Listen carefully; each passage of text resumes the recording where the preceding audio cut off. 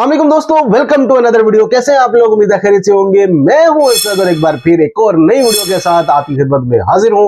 आज की वीडियो एक बार फिर दकोस्तानी चैनल की है, तो चलिए वीडियो को स्टार्ट करते हैं। वीडियो को अंत तक जरूर देखिएगा और चैनल को सब्सक्राइब करना न भूलिएगा। एक बहुत ही इंटरेस्टिंग हदीस है कि जब एक जंग के बाद रसूलुल्लाह सल्लल्लाहु अलैहि वसल्लम रात के टाइम अपने कैंप में बैठे हुए थे, तो एक सहाबी आप सल्लल्लाहु अलैहि वसल्लम से मिलने के लिए उनके कैंप के अंदर गए। तो आप सल्लल्लाहु अलैहि वसल्लम ने उसे अपने पास बिठाया और उसे फ्यूचर के बारे में एक बहुत ही इंपॉर्टेंट बात बताई कि मुझसे क़यामत की कुछ निशानियां सुनो, मेरी मौत और उसके बाद जेरूसलम की फतह और फिर एक ऐसी वबा, एक ऐसी बीमारी जो तुम मुसलमानों को ग्रेट नंबर्स में मारेगी। इस हदीस के बाद ये सब कुछ एग्जैक्टली इसी तरह ही हुआ। इस हदीस के कुछ ही अरसे बाद आप सल्लल्लाहु अलैहि वसल्लम इस दुनिया से चले गए और उनकी वफात के बाद कुछ ही सालों में मुसलमानों ने उमर बिन खत्ताब की लीडरशिप में ये सारे इलाके फतह कर लिए। बिल्कुल। यरमुक और कादसिया जैसी अजीम जंगें जीतने के बाद एक तरफ मुसलमानों ने पर्शियन एम्पायर में उनके कैपिटल मदईन को फतह किया। बिल्कुल, हमने लास्ट वीडियो में देखा था। रोमन एम्पायर में मुसलमानों ने पैगंबरों की सिटी जेरूसलम को फतह किया, जिसे हम पूरा एक्सप्लेन कर चुके हैं। बिल्कुल। यहाँ से आगे मुसलमान रुके नहीं, बल्कि हजरत उमर के ऑर्डर्स पर मुसलमानों ने अपनी फौज को ग्रुप्स में डिवाइड किया। एक ग्रुप अबू उबैदा और खालिद बिन वलीद की लीडरशिप में ऊपर तुर्की की तरफ रवाना हुआ और दूसरा ग्रुप आम्र बिन आस की लीडरशिप में फलस्तीन के इलाके गजा को फतह करने के लिए गया। यस, वही गजा जहां पर आज खालिद बिन वलीद और अबू उबैदा फुल स्पीड आगे बढ़ रहे थे। और बहुत सारी छोटी छोटी जंगों के बाद मुसलमानों ने ये सारा इलाका भी फतह कर लिया। लेकिन इन सारी जंगों में एक जंग को डिस्कस करना बहुत ही इंपॉर्टेंट है। कौन सी? The battle of the iron bridge.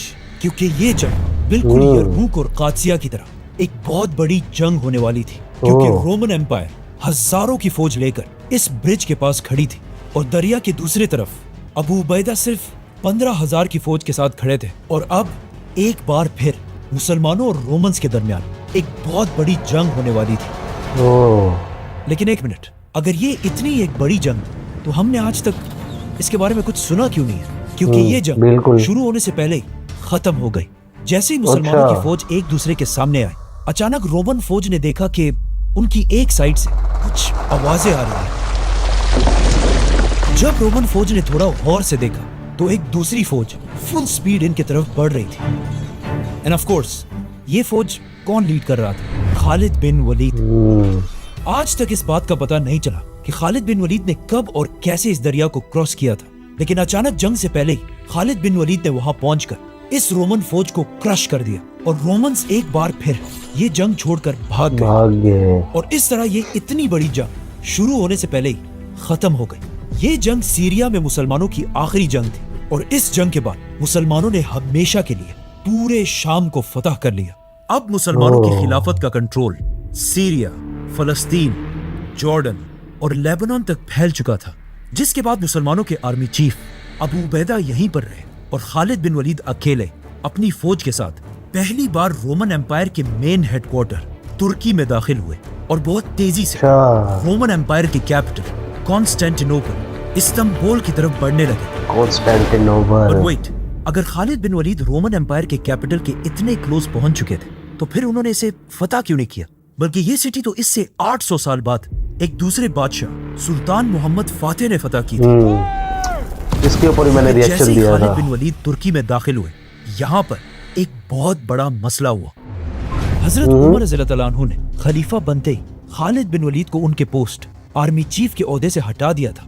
लेकिन अब भी मुसलमान खालिद बिन वलीद को बाकी सारे जनरल से बहुत ज्यादा पावरफुल समझते थे, क्योंकि अब भी कुछ नए मुसलमान ये समझते थे कि आज ये खिलाफत राशिदा जहां भी है सिर्फ खालिद बिन वलीद की वजह से है। और हजरत उमर को ये बात बिल्कुल भी पसंद नहीं थी और वो सबको ये दिखाना चाहते थे कि ये खिलाफत मेरी या खालिद की वजह से नहीं, बल्कि अल्लाह की वजह से कायम है। इसके अलावा एक मसला ये भी था कि इससे कुछ ही अरसा पहले एक दिन खालिद बिन वलीद कहीं बैठे हुए थे और एक शायर ने उनके सामने कुछ अशार पढ़े, तो खालिद बिन वलीद ने खुश होकर उस शायर को 10,000 दरहम दिए लेकिन अब मसला ये था 10,000 कि हजरत उमर ने मुसलमानों की फौज में अपने जनरल्स को कंट्रोल में रखने के लिए हर जगह जासूस बिठाए हुए थे। जैसे ही खालिद बिन वलीद ने उस शायर को पैसे दिए, वहां बैठे हजरत उमर के एक जासूस ने फौरन ये खबर मदीना में खलीफा तक पहुंचाई। हजरत उमर को ये बात बिल्कुल पसंद नहीं आई कि हम यहाँ मदीना में बिल्कुल एक सादा और आम जिंदगी गुजार रहे हैं और हमारे जनरल्स वहाँ ये सब कर रहे हैं। और हजरत उमर को इस बात का भी डर था कि कहीं खालिद बिन वलीद ने उस शायर को ये पैसे मुसलमानों के माले गनीमत से ना दिए हों। तो फौरन हजरत उमर ने मदीना से एक लेटर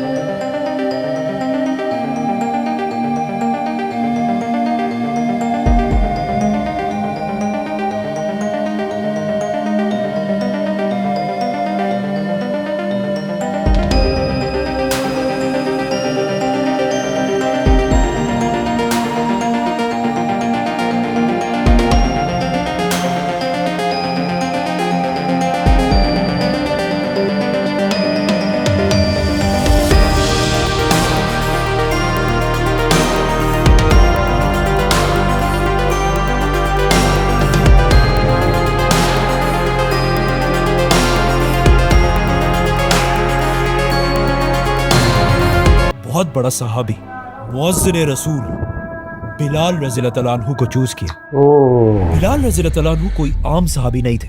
उन्होंने इस्लाम बहुत ही सख्त टाइम में कबूल किया था, जब वो एक गुलाम थे और उनके मालिक उन पर बहुत सख्त जुल्म किया करते थे, लेकिन फिर भी वो इस्लाम से पीछे नहीं हटे। तो इसीलिए हजरत उमर ने खालिद बिन वलीद जैसे बड़े जनरल को कन्फ्रंट करने के लिए बिलाल रज़ियल्लाहु तआला अन्हु को भेजा। तो अब खलीफा के ऑर्डर को पूरा करने के लिए आर्मी चीफ अबू उबैदा ने होम सिटी के सारे लोगों को जमा किया और खालिद बिन वलीद को भी यहीं आने का हुक्म दिया। खालिद बिन वलीद ने यहाँ पहुंचकर यह महसूस किया कि कुछ तो गड़बड़ जरूर है, क्योंकि अबू उबैदा अपना सर नीचे करके बिल्कुल खामोश बैठे थे और इस पूरे महफिल में बिल्कुल एक पिन ड्रॉप साइलेंस थी। तो खालिद बिन वलीद आकर अपनी जगह पर बैठे और सामने बिलाल रज़ियल्लाहु तआला अन्हु भी बैठे थे। तो हजरत बिलाल रज़ियल्लाहु तआला अन्हु ने बहुत वेट किया कि अब अबू उबैदा कुछ बोलेंगे, अब कुछ बोलेंगे, लेकिन काफी देर गुजरने के बाद भी अबू उबैदा बिल्कुल खामोश रहे। तो हजरत बिलाल रज़ियल्लाहु तआला अन्हु को समझ आ गई कि अबू उबैदा बहुत ही एक सॉफ्ट इंसान है और उन्होंने खालिद बिन वलीद के साथ बहुत सारी जंगें लड़ी थी और दोनों बिल्कुल भाइयों की तरह एक दूसरे के करीब थे। तो आखिर हजरत बिलाल इस महफिल में खड़े हुए और वहां सबके सामने खालिद बिन वलीद से पूछा कि ए खालिद, हमारे खलीफा उमर बिन खत्ताब ये जानना चाहते हैं कि तुमने जो 10,000 दरहम उस शायर को दिए थे वो तुमने अपने पैसों से दिए थे या मुसलमानों के बैतुल माल से। ये सुनकर खालिद बिन वलीद और वहां पर सभी बिल्कुल हैरान हो गए। तो बिलाल रज़ियल्लाहु तआला अन्हु ने दोबारा पूछा कि खालिद, ये पैसे अपने जेब से दिए थे या बैतुल माल से? इस पर खालिद बिन वलीद ने आखिर कहा कि ये मैंने अपने पैसों से दिए थे। नाउ खालिद बिन वलीद इस वाक़े के बाद वापस अपने सोल्जर्स की तरफ चले गए। यहाँ पे एक बात नोट करना लाजमी है कि उस जमाने की दुनिया में स्लेव्स और स्पेशली ब्लैक स्लेव्स को बिल्कुल जानवरों की तरह ट्रीट किया जाता था। लेकिन अब जब एमेसा में एक फॉर्मर ब्लैक स्लेव उस वक्त के सबसे ताकतवर जनरल को कन्फ्रंट कर रहा था, वहाँ के लोग ये सब देखकर बहुत ही हैरान थे। लेकिन इस सब से ये क्लियरली पता चलता है कि रसूलुल्लाह सल्लल्लाहु अलैहि वसल्लम ने अपने आखिरी खुतबे में जो बात कही थी कि किसी वाइट को किसी ब्लैक पर और किसी अरबी को किसी अजमी पर कोई फौकियत हासिल नहीं। इस तरह हजरत उमर की इस खिलाफत में रेसिज्म का कॉन्सेप्ट बिल्कुल खत्म हो चुका था। खालिद बिन वलीद तो वापस अपने सोल्जर्स के पास चले गए थे, लेकिन अबू उबैदा इब्न जर्राह उन्हें ये बात बता ही नहीं सके कि इस लेटर में 2 और पॉइंट्स भी हैं कि खालिद बिन वलीद को मुसलमानों की फौज से डिसमिस करके मदीना की तरफ भेजा जाए और वहां मदीना में हजरत उमर खालिद बिन वलीद का इंतजार करते रहे। लेकिन आखिर काफी दिनों बाद उन्हें समझ आ गई कि जरूर अबू उबैदा ने उन्हें बताया ही नहीं होगा। तो हजरत उमर ने एक दूसरा खत खालिद बिन वलीद की तरफ डायरेक्ट भेजा कि तुम्हें फौज से डिसमिस कर दिया गया है और फौरन सारे काम छोड़कर मदीना में आकर मुझसे मिलो। खालिद बिन वलीद हजरत उमर का लेटर पढ़ने के बाद दोबारा अबू उबैदा इब्न जर्राह के पास गए और उनसे कहा कि तुमने मुझे क्यों नहीं बताया कि हजरत उमर ने मुझे फौज से निकाल दिया है। तो अबू उबैदा ने उन्हें कहा कि आज ये जो भी हो रहा है इसमें मैं बिल्कुल भी इन्वॉल्व नहीं हूँ, ये सब खलीफा के ऑर्डर्स हैं। तो आखिर फाइनली खालिद बिन वलीद शाम में अपनी फौज को छोड़कर मदीना की तरफ रवाना हुए। लेकिन मदीना जाने से पहले खालिद बिन वलीद शाम की उन सिटीज की तरफ गए जिन्हें उन्होंने खुद फतह किया था, और खालिद बिन वलीद को देखकर उन सिटीज के लोग उनके इस्तकबाल के लिए बाहर निकले और वहां के लोगों के सामने आखिरी स्पीच करके उन्हें अलविदा कहा, और फिर फाइनली मदीना पहुंचे। जैसे ही खालिद बिन वलीद मदीना पहुंचे और हजरत उमर के घर की तरफ जाने लगे तो रास्ते में ही उनकी मुलाकात खलीफा उमर से हुई। एक तरफ दुनिया का सबसे ताकतवर बादशाह उमर बिन खत्ताब खड़े थे और दूसरी तरफ दुनिया के सबसे बड़े जनरल खालिद बिन वलीद। तो पहले हजरत उमर ने फरमाया कि खालिद, तुमने जो किया है वो दुनिया में आज तक कोई भी नहीं कर सका, लेकिन याद रखो जो भी होता है वो सिर्फ अल्लाह ही करता है। इन दो ग्रेट पर्सनैलिटीज के दरमियान एक बहुत ही फ्रैंक डिस्कशन थी जिसमें खालिद बिन वलीद ने हजरत उमर से कहा कि आपने मेरे साथ जो ये किया है अच्छा नहीं किया। तो हजरत उमर ने उसे कहा कि पहले मुझे ये बताओ, तुम्हारे पास इतने पैसे कहां से है कि तुमने एक शायर को 10,000 दरहम दिए? तो खालिद बिन वलीद ने उन्हें कहा कि ये तो मैंने अपने पैसों से दिए। तो खलीफा उमर ने हुक्म दिया कि खालिद बिन वलीद फॉर्मर आर्मी चीफ के पास जितना भी माल है उस सब का हिसाब लगाया जाए। जिस तरह आज भी यूएस कांग्रेस अमेरिका के सबसे ताकतवर लोगों को सामने बिठाकर उनसे हिसाब लेती है, चाहे वो कोई बिजनेसमैन हो या जनरल। इसी मेरिट के सिस्टम की वजह से आज यूएस एक सुपर पावर है, और यही मेरिट का सिस्टम आज से 1400 साल पहले खिलाफत राशिदा में भी था। हजरत उमर रज़ियल्लाहु अन्हु के ऑर्डर्स पर बड़े सहाबा के एक ग्रुप ने खालिद बिन वलीद के माल का हिसाब लगाया और उन्हें पता चला कि खालिद बिन वलीद का हिसाब किताब बिल्कुल क्लियर है। इस सब के बाद हजरत उमर ने खालिद बिन वलीद से कहा कि खालिद, मेरे दिल में तुम्हारे लिए बहुत इज्जत है, लेकिन फिर भी हजरत उमर ने खालिद बिन वलीद को फौज से निकाल दिया और साथ ही अपने सारे गवर्नर्स को ये लेटर्स पहुंचाए कि मैंने खालिद बिन वलीद को किसी खयानत पर नहीं बल्कि इस बात पर फौज से हटाया है क्योंकि अब भी बहुत सारे मुसलमानों के दिलों में ये बात थी कि मुसलमान सारी जंगें सिर्फ खालिद बिन वलीद की वजह से जीतते हैं, और मैं ये दिखाना चाहता था कि जंगें सिर्फ और सिर्फ अल्लाह की मदद की वजह से जीती जाती हैं। खालिद बिन वलीद इस सब के बाद वापस शाम की तरफ गए, एज अ जनरल नहीं बल्कि एक आम सहाबी की तरह अपनी जिंदगी गुजारने लगे। अब यहाँ पर बहुत सारे हिस्टोरियंस का ख्याल है कि हजरत उमर ने खालिद बिन वलीद को सिर्फ और सिर्फ अपनी कुछ पर्सनल दुश्मनी की वजह से हटाया था, लेकिन ऐसा बिल्कुल भी नहीं था, क्योंकि हजरत उमर सिर्फ खालिद बिन वलीद के साथ नहीं बल्कि अपने हर जनरल को इसी तरह सख्ती से डील करते थे ताकि कभी भी कोई जनरल स्टेट से ज्यादा ताकतवर ना हो। फॉर एग्जाम्पल, एक दिन हजरत उमर रज़ियल्लाहु अन्हु को खबर मिली कि पर्शियन एम्पायर में उनके जनरल साद बिन अबी वकास ने अपने हेडक्वार्टर कूफा की सिटी में लोगों के शोर और रश से बचने के लिए अपने ऑफिस और लोगों के दरमियान एक दरवाजा लगाया था, और जब शोर ज्यादा बढ़ जाता था तो वो कभी कभी दरवाजा बंद कर दिया करते थे, जो एक बहुत ही नॉर्मल बात है। लेकिन जब मदीना में खलीफा उमर को इस बात का पता चला तो उन्होंने सोचा कि ये तो हमारा जनरल अपने आप को अवाम से ऊपर समझ रहा है, तो उन्हें बहुत गुस्सा आया क्योंकि खिलाफत का निजाम ये था कि जनरल्स का दरवाजा हमेशा अवाम के लिए खुला रहना चाहिए। तो फौरन हजरत उमर ने अगेन एक बहुत बड़े सहाबी को मदीना से पर्शियन एम्पायर में कूफा की तरफ भेजा और उसे हुक्म दिया कि जाकर जनरल साद बिन अबी वकास के दरवाजे को पहले निकालो, फिर उसके टुकड़े टुकड़े करो और फिर उसे आग लगा दो। इस सहाबी ने जाकर ऐसा ही किया, और इस वाक़े के कुछ ही अरसे बाद हजरत उमर ने साद बिन अबी वकास को भी बगैर किसी वजह के जनरल की पोस्ट से हटा दिया, और वजह अगेन वही थी कि कोई भी जनरल मुसलमानों की स्टेट से पावरफुल ना हो जाए। और इसके बाद अगेन हजरत उमर ने एक दूसरे जनरल मुगीरा बिन शोबा की तरफ भी लेटर भेजा कि तुम जरा मदीना आओ, मेरा तुम्हारे साथ जरूरी काम है। इन शॉर्ट, हजरत उमर रज़ियल्लाहु अन्हु की खिलाफत में उन्होंने अपने किसी भी जनरल और गवर्नर को अपनी पोस्ट पर ज्यादा अरसा रहने नहीं दिया, और यही हजरत उमर की खिलाफत की सबसे बड़ी क्वालिटी थी। नाउ खालिद बिन वलीद तो मुसलमानों की फौज को छोड़कर चले गए, लेकिन अब फाइनली रसूलुल्लाह सल्लल्लाहु अलैहि वसल्लम की कही हुई हदीस के पूरे होने का टाइम आ चुका था। जैसे ही मुसलमान अपनी ताकत की पीक तक पहुंचे, अचानक आउट ऑफ नोवेयर मुसलमानों की इस खिलाफत पर दो बड़ी मुसीबतें आई।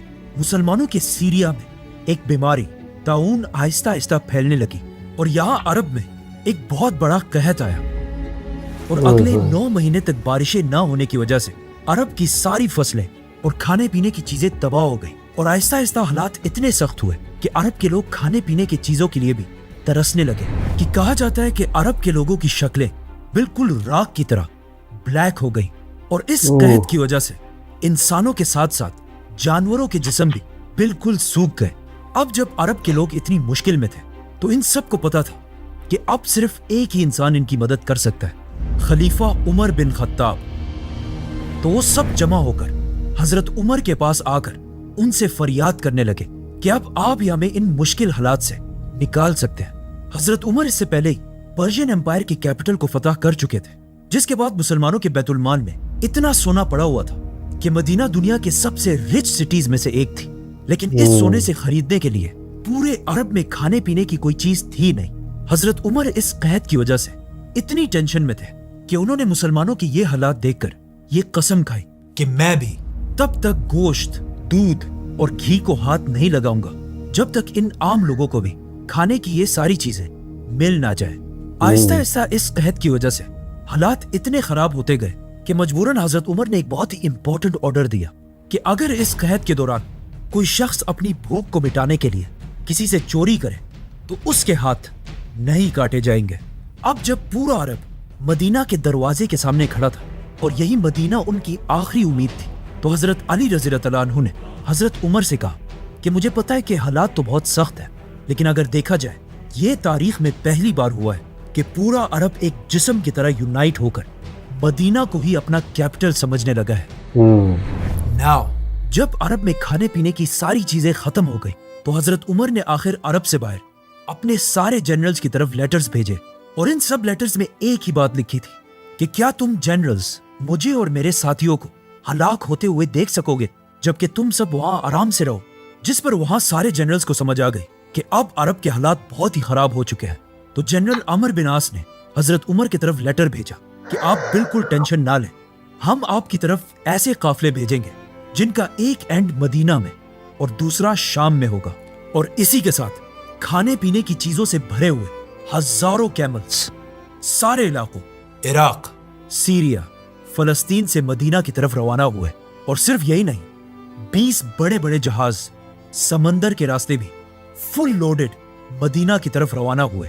मदीना में अरब के सारे लोग जो बिल्कुल भूख की वजह से खराब हालत में बैठे हुए थे, अचानक उन्होंने देखा कि हर तरफ से हजारों ऊंट खाने पीने की चीजें लेकर उनकी तरफ बढ़ रही थी। और इस तरह अरब के लोगों ने पहली बार मदीना और हजरत उमर की ताकत को अपनी आंखों से देखा। और इस वाक़े के बाद अरब ने कभी भी मदीना के सामने खड़े होने की कोशिश नहीं की। इन काफिलों के आने के बाद भी कहत खत्म नहीं हुआ और इतनी एक्सट्रीम तक पहुंचा कि एक दिन एक गरीब अरब ने जब खाने के लिए एक बकरी को ज़िबा किया तो उस बकरी से बहुत कम गोश्त और सिर्फ हड्डियां ही निकली। तो इस गरीब आदमी ने गम से चीख कर बोला कि आज अगर रसूलुल्लाह सल्लल्लाहु अलैहि वसल्लम जिंदा होते तो ये दिन हमें नहीं देखना पड़ता। कहा जाता है कि जब यही गरीब शख्स इसी भूख के साथ रात को सोने लगा तो उसने ख्वाब में रसूलुल्लाह सल्लल्लाहु अलैहि वसल्लम को देखा, जिसमें आप सल्लल्लाहु अलैहि वसल्लम ने इस आदमी को ऑर्डर दिया कि उमर तक मेरा सलाम पहुंचाओ और उसे ये बताओ कि उमर तुम्हें क्या हो गया है, अकल से काम लो। ये आदमी नींद से उठकर सीधा हजरत उमर के पास मदीना पहुंचा। तो हजरत उमर के गुलाम ने उसे रोक लिया और उससे पूछा कि तुम कौन हो। तो उसने कहा मुझे जाने दो, मैं रसूलुल्लाह का मैसेज लेकर आया हूं। ये सुनकर सब हैरान हो गए कि ये कैसे हो सकता है। लेकिन जैसे ही उसने हजरत उमर को अपने ख्वाब के बारे में बताया तो हजरत उमर समझ गए कि आप सल्लल्लाहु अलैहि वसल्लम मुझे नमाज़े इस्तिस्का के बारे में याद दिला रहे हैं। ये वो नमाज है जिसमें अल्लाह से बारिश के लिए दुआ की जाती है। तो इसी के साथ हजरत उमर ने अपने सारे गवर्नर्स को ये ऑर्डर्स भेजे कि हम सब पूरी खिलाफत राशिदा में एक ही दिन एक ही टाइम पर एक साथ खड़े होकर ये नमाज पढ़ेंगे और अल्लाह से बारिश की दुआ करेंगे। और जैसे ही अरब, शाम, इराक, फलस्तीन के सारे लोग नमाज के लिए खड़े हुए और अल्लाह से बारिश की दुआ की तो इसके कुछ ही टाइम बाद अचानक बारिश शुरू हो गई और इस तरह आहिस्ता आहिस्ता कहत की ये मुसीबत खत्म हो गई। लेकिन अब जैसे ही कहत का ये मसला खत्म हुआ तो at the same time Syria की जो बीमारी आहिस्ता आहिस्ता फैल रही थी वो इतनी स्ट्रांग हो चुकी थी कि सीरिया के हर घर में लोग इस बीमारी से मरने लगे। और आहिस्ता आहिस्ता ये बीमारी सीरिया में मुसलमान आर्मी के कैंप्स तक भी पहुंची, जिससे बहुत सारे मुसलमान सोल्जर्स शहीद होने लगे। जब मदीना में हजरत उमर को इस सब का पता चला तो उन्होंने फौरन एक letter army chief Abu Ubaida की तरफ भेजा और उन्हें फौरन मदीना की तरफ आने का हुक्म दिया। इस लेटर को पढ़कर अबू उबैदा इब्ने जर्राह को समझ आ गई कि हजरत उमर उन्हें इसलिए बुला रहे हैं ताकि वो बीमारी से उन्हें बचा सके। तो अबू उबैदा ने हजरत उमर को जवाब दिया कि मैं इस मुश्किल टाइम में अपने सोल्जर्स को अकेला छोड़कर यहाँ से नहीं जा सकता। अगर मुझे भी उनके साथ मरना हो तो मैं यहीं मरूंगा। अबू उबैदा का ये लेटर जब मदीना में हजरत उमर तक पहुंचा तो वो इसे पढ़कर रोने लगे। तो लोगों ने पूछा कि क्या हुआ, कहीं अबू उबैदा वफात तो नहीं हो गए? तो हजरत उमर ने कहा कि नहीं, बल्कि मुझे खदशा है कि वो फौत होने वाले हैं। और एग्जैक्टली ऐसा ही हुआ। आर्मी चीफ अबू उबैदा के साथ साथ मुसलमानों की फौज के 25,000 सोल्जर्स इस बीमारी से शहीद हो गए। इन 25,000 में बहुत सारे सोल्जर्स वो थे जिन्होंने यरमूक जैसी अजीम जंग जीती थी, और इन्हीं सोल्जर्स ने पहली बार इस्लाम को पूरी दुनिया में फैलाने की शुरुआत की थी। इन 25,000 सोल्जर्स का शहीद होना उस वक्त इस्लामिक एम्पायर के लिए एक बहुत बड़ा धचका था। आर्मी चीफ अबू उबैदा ने अपनी वफात से पहले मुसलमानों का नया आर्मी चीफ माज बिन जबल रज़ियल्लाहु तआला अन्हु को नॉमिनेट किया था, जिसके बाद वो आर्मी चीफ तो बन गए, लेकिन कुछ ही अरसे बाद वो भी इस बीमारी से फौत हो गए। और उनके साथ सीरिया के बहुत सारे गवर्नर्स भी शहीद हुए, जिनमें से एक यजीद बिन अबी सुफियान भी थे, जो मुआविया बिन अबी सुफियान के भाई थे। तो अब इन सारे जनरल्स और गवर्नर्स के शहीद होने के बाद हजरत उमर ने इन इलाकों के लिए नए लीडर्स चूज किए, जिससे यंग मुसलमानों को चांस मिला कि वो सामने आकर लीडर्स बन सके। तो हजरत उमर ने सीरिया में मुसलमानों का नया आर्मी चीफ अमर बिन आस को बनाया और बाकी सिटीज के लिए गवर्नर्स भेजे, जिनमें से एक गवर्नर का नाम था मुआविया बिन अबी सुफियान, क्योंकि हजरत मुआविया के भाई यजीद बिन अबी सुफियान भी पहले एक गवर्नर थे।